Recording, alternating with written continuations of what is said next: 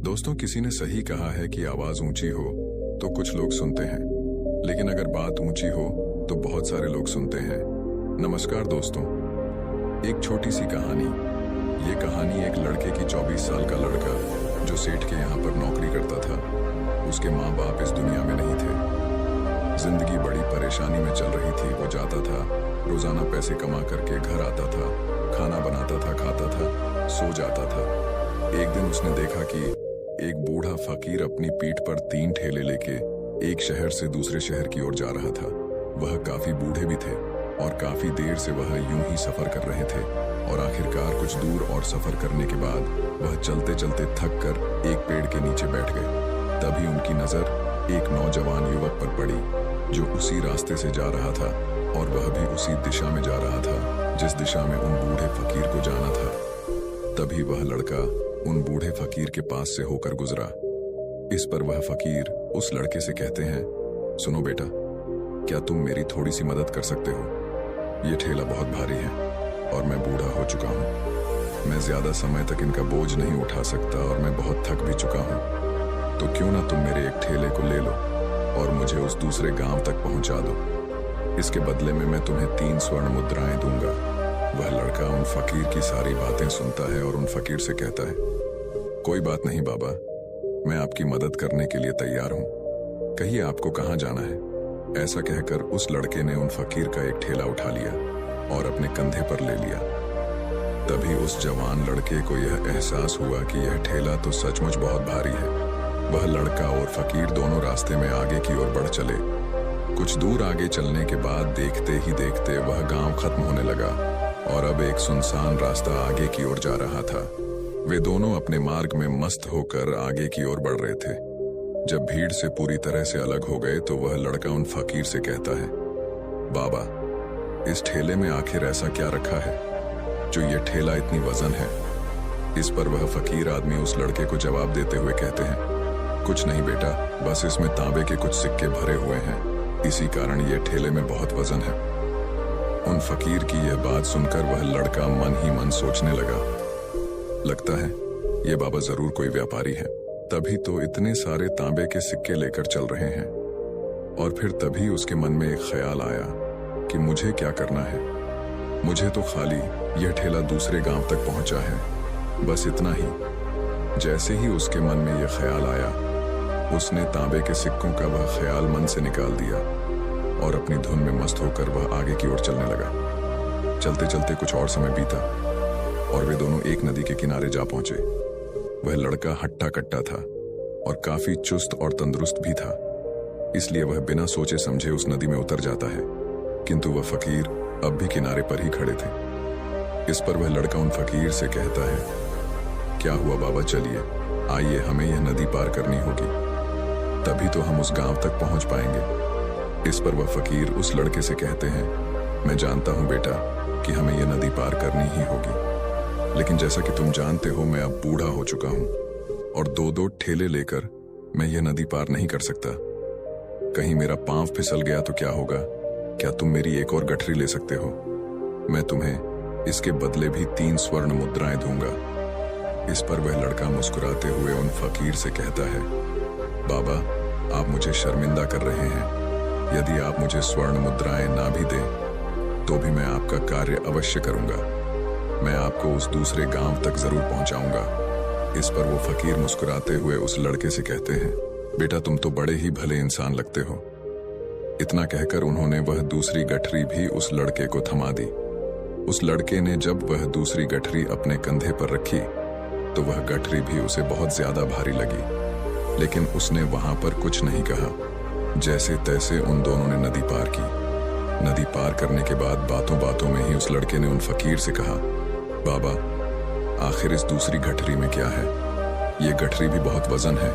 इस पर वह फकीर उस लड़के को जवाब देते हुए कहते हैं, बेटा, इसमें चांदी के सिक्के हैं, इसी कारण यह गठरी भी बहुत वजन है। उन फकीर की यह सारी बातें सुनकर अब उस लड़के का दिमाग तेजी से काम करने लगा था। वह यह सोच रहा था कि एक ठेले में तांबे के सिक्के हैं और दूसरी में चांदी के। ऐसा प्रतीत होता है मानो यह फकीर बाबा कहीं दूर से आ रहे हैं और उन्होंने अपनी सारी जमीन जायदाद बेचकर ये सारे सिक्के इकट्ठे किए हैं। तभी तो वह इतना धन लेकर चल रहे हैं, लेकिन वह लड़का उन फकीर से कुछ नहीं कहता और वे दोनों चुपचाप मार्ग में आगे की ओर बढ़ते चले जाते हैं। कुछ दूर आगे बढ़ने के बाद एक बार फिर एक सुनसान राह आती है। उस सुनसान रास्ते को देखते ही उस लड़के के मन में तरह तरह के विचार उत्पन्न होने लगे। वह यह सोचने लगा, अरे यह तो सुनसान जगह है, अगर मैं यह सिक्के लेकर यहां से भाग जाऊं तो यह फकीर मुझे कब तक दौड़ाएंगे। मुझे नहीं लगता कि मुझे कभी पकड़ पाएंगे और यहाँ पर कोई है भी नहीं जो इनकी मदद कर पाए। और वैसे भी ये बहुत सारे सिक्के हैं, मैं इनसे एक अच्छी दुकान खरीद सकता हूँ, अपना नया व्यापार शुरू कर सकता हूँ। और वैसे भी ये बूढ़ा फकीर अब इन पैसों का क्या करेगा, इससे अच्छा तो मैं ही इन्हें रख लेता हूँ। वह लड़का यह सब बारे में सोच ही रहा था, तभी अचानक उसे खुद पर आश्चर्य हुआ। अरे मैं यह क्या सोच रहा हूँ, ये फकीर बाबा न जाने कहां से आ रहे हैं और क्या खोज करके इन्होंने इतने सारे पैसे इकट्ठा किए होंगे। मुझे इनका फायदा नहीं उठाना चाहिए।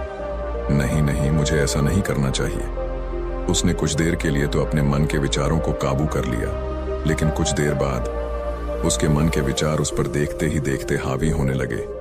वह लड़का 2 ठेले लेकर उन फकीर के पीछे पीछे चल रहा था और कुछ दूर आगे चलने के बाद एक पहाड़ी आई। इस पर वह फकीर बाबा उस लड़के से कहते हैं, बेटा यह पहाड़ी मैं नहीं चढ़ पाऊंगा, मैं काफी बूढ़ा हो चुका हूं और मेरे घुटनों में भी दर्द रहता है। यदि तुम मेरी तीसरी गठरी भी ले लो तो मैं तुम्हें 3 और स्वर्ण मुद्राएं दूंगा, लेकिन याद रखना इसे कहीं गिराना मत, कहीं ये गठरियां खुल ना जाए। इस पर वह लड़का उन फकीर से कहता है, क्यों बाबा, आखिर इसमें ऐसा क्या है। इस पर वह फकीर उस लड़के से कहते हैं, बेटा इसमें स्वर्ण मुद्राएं हैं। यह सुनकर वह लड़का मन ही मन बहुत प्रसन्न हुआ। उसने चुपचाप वह गठरी भी उन फकीर से ले ली और देखते ही देखते वे दोनों मार्ग में आगे की ओर बढ़ने लगे। अब वह फकीर बिना कोई वजन लिए हुए आराम से पहाड़ की चढ़ाई पर चढ़ रहे थे, किंतु वह नौजवान लड़का जो पीछे था वह वजन के कारण बहुत धीरे धीरे चल पा रहा था। लेकिन जब से उसने सोने का नाम सुना था उसका मन तो छलांग मार रहा था। वह मन ही मन सोच रहा था, अगर मुझे यह सारा धन मिल जाए तो मेरा पूरा जीवन तो आराम से कट जाएगा। वैसे भी यह बाबा तो बूढ़े हो चुके हैं, भला इन्हें इतने पैसों की क्या जरूरत है, इनका जीवन तो वैसे भी कट चुका है। मैं एक काम करता हूँ, ये सारे पैसे लेकर यहाँ से भाग जाता हूँ। लड़के के मन में अनगिनत विचार उठ रहे थे।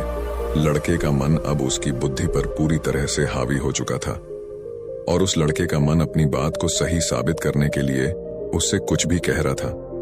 और तभी उस लड़के के मन में एक और विचार उत्पन्न हुआ और अब की बार वह लड़का यह सोच रहा था, लगता है यह फकीर बाबा कोई चोर है, वरना इनके पास इतनी सारे स्वर्ण मुद्राएं कहां से आएंगे।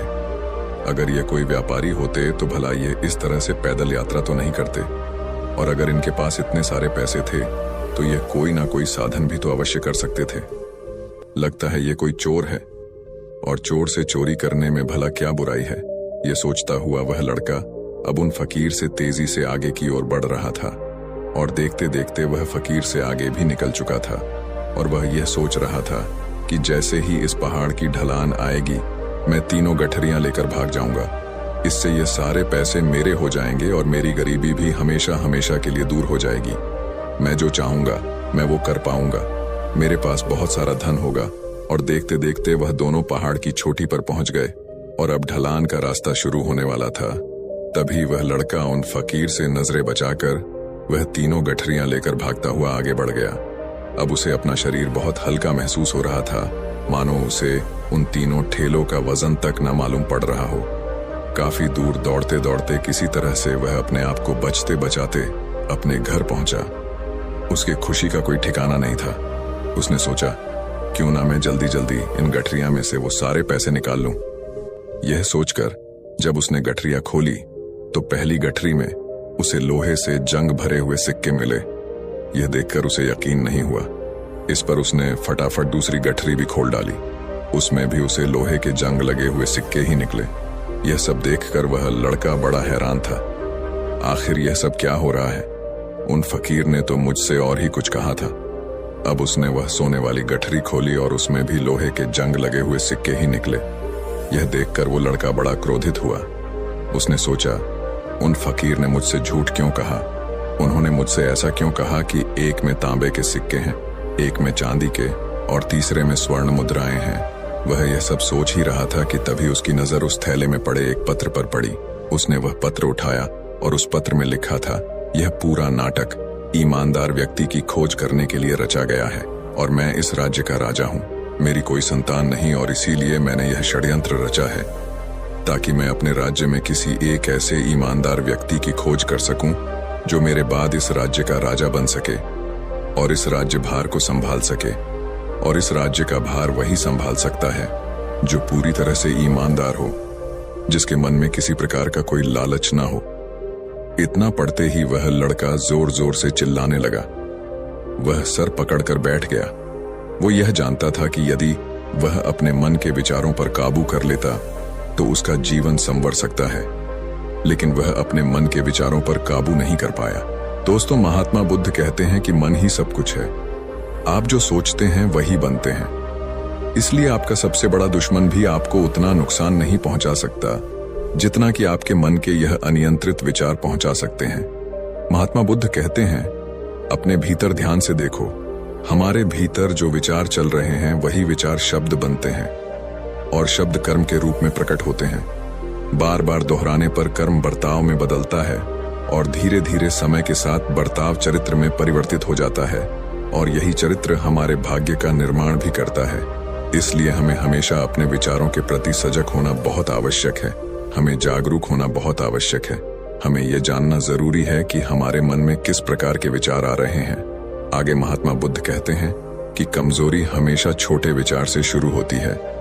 यह एक बीज के रूप में होती है और यदि इस बीज को नष्ट न किया जाए तो यह छोटा सा विचार बहुत जल्द ही एक विशाल वृक्ष का रूप ले लेता है और हमारी बुद्धि की सोचने और समझने की क्षमता को पूरी तरह से नष्ट कर देता है। जिस प्रकार आपने इस कहानी में देखा किस प्रकार उस जवान लड़के का मन उस पर हावी हो चुका था और उसकी सही और गलत सोचने की क्षमता पूरी तरह से नष्ट हो चुकी थी, जिस कारण वह यह समझ नहीं पाया कि उसे क्या करना चाहिए और उसके लालच ने उसके भीतर इतनी ऊर्जा भर दी कि वह तीनों ठेले उठाकर इतनी तेजी से वहां से भागता आगे भी बढ़ गया। इसीलिए जब आपके मन में पहली बार कोई गलत विचार उत्पन्न हो तभी उसे जड़ से उखाड़ देना चाहिए, अन्यथा वह विशाल वृक्ष का रूप लेगा और आपको किसी न किसी गलत राह पर वह ढकेल ही देगा। आप चाहकर भी उसे रोक नहीं पाएंगे। लेकिन अब आपके मन में यह प्रश्न उठ रहा होगा कि हम भला अपने मन के विचारों को कैसे नियंत्रित करें। हमारा मन तो इतना चंचल है, वह इतना शक्तिशाली है कि वह हम पर हावी हो ही जाता है। हम चाहकर भी उस पर नियंत्रण नहीं कर पाते। इसका जवाब में महात्मा बुद्ध हमें दो बातें समझाते हैं। पहली बात, सही इरादा विकसित करो। कई बार आपने देखा होगा कि आपके मन में कुछ और होता है किंतु आप कहते कुछ और है, क्योंकि आपके मन के भीतर जो कुछ बसा है वही आपके मुख से बाहर भी निकल रहा है। लेकिन जब हमसे वह गलती हो जाती है तो उसके बाद हमारा मस्तिष्क अच्छी तरह से काम करना शुरू कर देता है। हमारे सोचने और समझने की क्षमता एक बार फिर से जागृत हो जाती है और ऐसी अवस्था में हमें यह एहसास होता है कि हमसे गलती हो गई है और फिर हमारा मन दुखी हो जाता है। हमारा मन अफसोस से भर जाता है और इस भारीपन और दुख से बचने के लिए महात्मा बुद्ध हमें सही इरादा विकसित करने के लिए कहते हैं। इसके लिए जब भी आप कोई कार्य करने जा रहे हो तो सबसे पहले आपको यह खुद से पूछना चाहिए कि जो कुछ भी मैं करने जा रहा हूँ इसके पीछे मेरा इरादा क्या है। क्या मैं दूसरों को दुख पहुंचाना चाहता हूँ या दूसरों को नीचा दिखाने जा रहा हूँ या मुझे खुद को ऊपर उठाना है। खुद से सवाल कीजिए, खुद को जागृत कीजिए। जब आप इरादों के प्रति सचेत होने लगेंगे, जब आप विचारों के प्रति सजग होने लगेंगे, तभी आपके भीतर सकारात्मक ऊर्जा का प्रवाह होगा। तभी आप सकारात्मक इरादों से जुड़ने लगेंगे और आपके मन के भीतर बसी हुई वह नकारात्मक ऊर्जा और नकारात्मक इरादे दिन ब दिन कम होने लगेंगे। परंतु याद रहे, आपको यह हर रोज करना होगा और आपको यह हमेशा ध्यान रखना होगा कि आपको केवल अच्छा सोचना है। आपके इरादे हमेशा अच्छे होने चाहिए, तभी आप दुख और तकलीफों से बच सकते हैं। अन्यथा आप इसी तरह से दुख और तकलीफों में घिरे ही रहेंगे और आप कभी इससे निकल नहीं पाएंगे।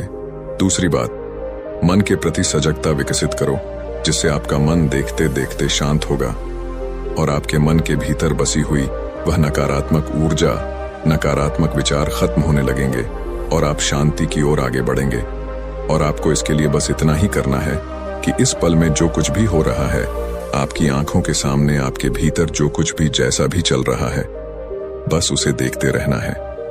अपने मन के अच्छे बुरे विचार, अपनी भावनाएं और अपनी यादों पर बिना प्रतिक्रिया दिए उन्हें केवल देखते रहना है, जिससे आपके मन के सारे विचार देखते ही देखते खत्म होने लगेंगे।